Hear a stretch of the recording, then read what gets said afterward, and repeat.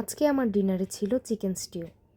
আমি যতবার chicken stew বাসায় বানিয়েছি অতবার ডিসঅ্যাপয়েন্টেড হয়েছি, কিন্তু আজকে আমি আমার ওয়েতে এই রেসিপিটা বানিয়েছি।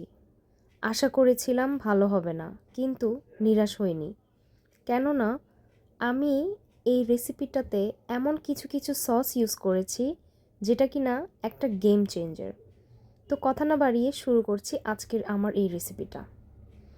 আমি প্রথমে বাটার দিয়েছি প্যানের মধ্যে, এরপর বাটারটা গলে যাওয়ার পর এখানে আমার কুচি করে রাখা গার্লিক জিঞ্জারগুলো দিয়ে দিব।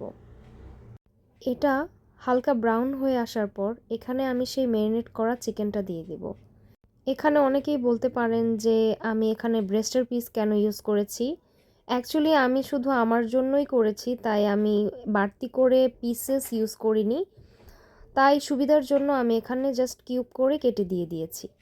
আমি এখানে বাদাম দিয়েছি, এটা টোটালি অপশনাল। আমার বাদাম খাওয়ার খুব ক্রেভিং হচ্ছিল, ইভেন আমার বাদামটা খাওয়া খুব দরকার, তাই আমি এখানে বাদামটা অ্যাড করেছি। আমি এখানে গুলিয়ে রাখা কর্নফ্লাওয়ার, করিয়েন্ডার এবং ব্ল্যাক পেপার দিয়ে এটাকে নামিয়ে নেব। কি নামিয়ে নিব? মোটেও না, এখানে সেই সিক্রেট সসগুলো ইউজ করেছি লাস্টলি।